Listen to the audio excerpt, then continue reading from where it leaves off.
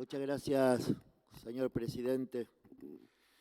Bueno, creo que mi compañera de bloque, la miembro informante, ha sido muy clara sobre este proyecto de ley que estamos tratando, sobre la validez y la necesidad de tener una ley como esta, que evidentemente está destinada a ayudar al presidente y a los gobernadores a ir enfrentando esta crisis del mejor modo posible.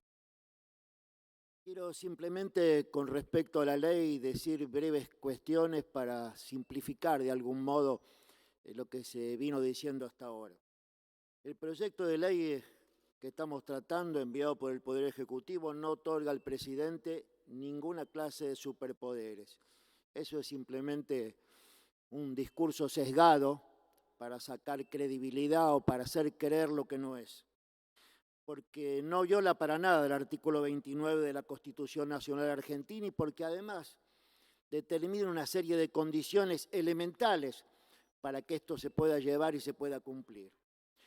Primero, que no es arbitrario. Cuando tome una medida el presidente con su facultad, debe hacer una consulta previa con los gobernadores y con el jefe de gobierno, según corresponda. Nos parece que un elemento básico de la democracia tiene que tomar una medida que seguramente en este tipo de cuestiones son siempre duras y consulta. Entonces no es arbitrario, no la toma solo. Además, la misma ley dice que la medida debe ser proporcionada, o sea que está claro que el objetivo es solucionar cosas y no hacer nada que no corresponda ni vulnere la libertad de nadie. Tercero, para garantizar este proceso, después de lo que el presidente pida, después del diálogo que tenga con los gobernadores, después que la medida sea proporcionada, debe también intervenir la Autoridad Sanitaria Nacional, la máxima autoridad en estas cuestiones, la que va a evaluar lo que conviene para la salud de la gente y tiene que determinar la razonabilidad de la medida a tomarse. Y por último, no debe durar más de 21 días. Me da la impresión de que todo lo que se dice es politiquería y que la realidad es que esta ley va a significar un gran adelanto para ayudar no solamente al presidente, sino a las demás autoridades nacionales, a que en una pandemia como esta, donde todos los días aprendemos, donde seguramente todos los días queremos resolver las cosas, pero no es tan fácil hacerla, ni acá ni en ninguna parte del mundo, donde muchas veces criticamos lo que se hace, países adelantados del mundo todavía están en estado de sitio, y nosotros cada cuestión que se decide, ¿no es cierto?, está en la problemática de la discusión diaria. Pero bueno, así son las cosas. Hoy, de todos modos, yo, señor presidente, quiero dedicarle unos minutos a expresar mi preocupación por la ¿A qué situación decide? de mi ¿Qué se va a provincia, la provincia de Córdoba.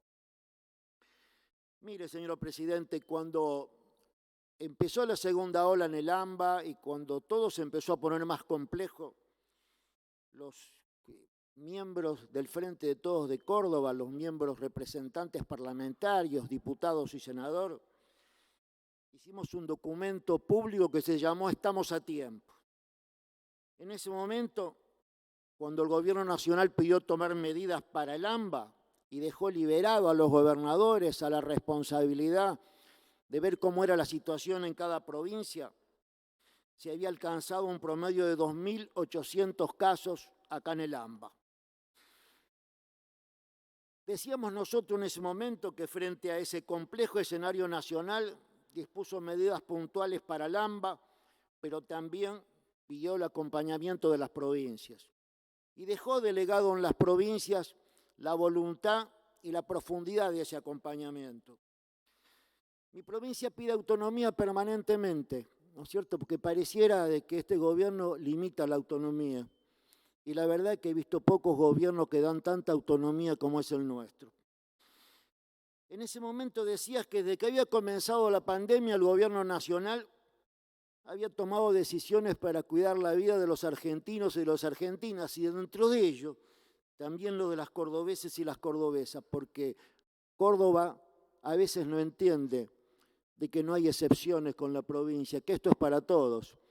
Pero escuchando también a otras compañeras de mi bloque de distintas provincias, veo que no es solamente Córdoba.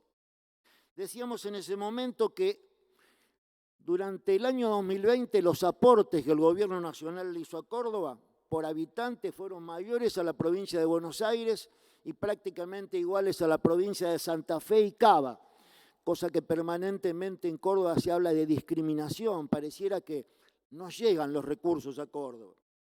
En ese momento decíamos que en el primer semestre del 2020 el gobierno nacional desembolsó en Córdoba 41.000 millones de pesos extra presupuestarios en el primer semestre del 2020. 12.000 millones en IFE, 8.300 en ATP para sostener las empresas y el empleo, 5.000 en créditos a tasa cero, 2.500 millones en bonos a jubilados y pensionadas cordobesas, personas con discapacidad, 1.000 millones en bonos a personas beneficiarias de la UH. Bueno, todo tipo de recursos extrapresupuestarios para acompañar a la provincia en un momento tan difícil. Hace no mucho, el ministro de Obras Públicas estuvo en Córdoba y anunció 2.200 millones de pesos para la construcción de 4 centros modulares de urgencia sanitaria para la ciudad de Córdoba. Esto después de haber construido 5 hospitales modulares en toda la provincia, en época de turismo, donde todos pensamos que la pandemia se caía y que íbamos a volver al turismo y a la normalidad en la Argentina. En síntesis, el gobierno nacional demostró siempre que acompañó a Córdoba en las buenas y en las malas, tratando de que en Córdoba los cordobeses y las cordobesas no sufrieran el impacto de esta pandemia del peor modo posible. En ese momento nosotros teníamos 1.800 casos por día. Estábamos en el mismo pico de octubre del año pasado.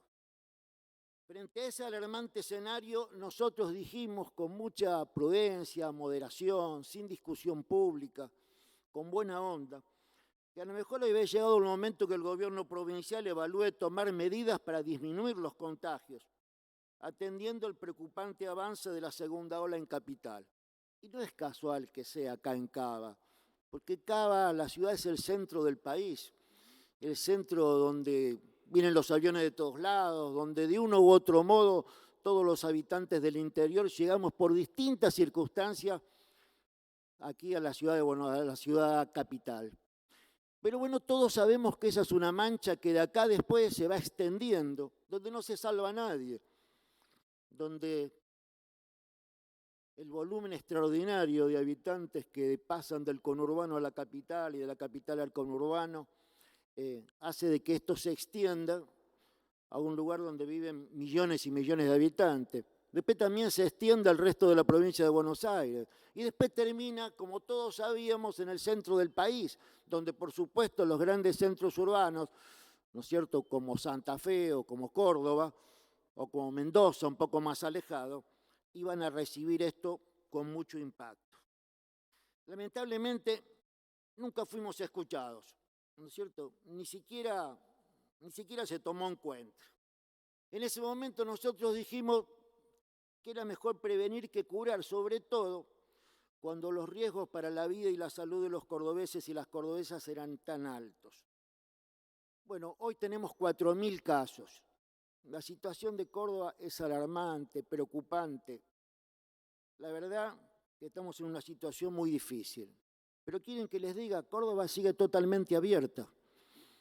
Cuando se empezaron a tomar medidas, la única medida que tomó Córdoba es que desde las 12 de la noche a las 6 de la mañana no funcione la gastronomía, entonces cierre la provincia, pero no la circulación, no funcionen los comercios. Todos sabemos, ¿no es cierto?, que prácticamente estamos en vísperas del invierno. Ustedes imaginen, ¿quién puede andar por Córdoba a las 12 de la noche? ¿Y la gente sale a cenar a las 12 de la noche? Córdoba está totalmente abierta. Se puede circular de cualquier modo, el turismo está abierto, está todo abierto. Bueno, queríamos autonomía. Ahí tenemos la autonomía. Hoy el sistema no aguanta más. El sistema de salud está agobiado igual que nosotros, las enfermeras, los médicos, ni que hablar los que están en las UTI, en las unidades, ¿no es cierto?, de terapia intensiva, están totalmente desbordados y agotados, y entonces ahora empezó a cundir el miedo en serio y el pánico, y lamentablemente, a pesar de todo esto, Córdoba todavía no hace nada. Yo digo, a lo mejor está esperando que decida el presidente. A lo mejor la autonomía cordobesa de que tener que hacer cosas para que realmente estemos protegidos, ¿no es cierto?, no vende. A lo mejor es como decía una compañera mía en mi bloque antes, a lo mejor se toman las decisiones mirando las encuestas. Claro, ¿a quién le gusta cerrar? ¿A quién le gusta decirle a alguien que está limitado? Ahora hay que hacerse cargo. Y esto es lo más triste. Hay que hacerse cargo y no sabemos cuáles son las soluciones. Hoy todavía Córdoba sigue abierta. En su momento se les pidió, mi provincia tiene entre comunas y municipios 427 habitantes, 427 municipios. Se le pidió colaboración. Después se los llamó para retarlos a todos y decirle que no controlaban. ¿Cómo se puede controlar a un lugar que está abierto si la policía no participa? Bueno, por último, señor presidente, espero que Córdoba despierte y que nuestro gobierno provincial se ponga a la altura, que no esperemos acompañar al presidente únicamente cuando las decisiones son duras, que acompañemos siempre, porque la autonomía es eso, tener la posibilidad de tomar decisiones cuando correspondan. Ojalá que sigamos mirando esto y que esto se pare de una vez por todas y no crezca, y que Córdoba, a la altura de lo que significó históricamente, defienda esa autonomía, pero con decisión para hacer las cosas. Muchas gracias. Gracias, señor senador. Tiene la palabra.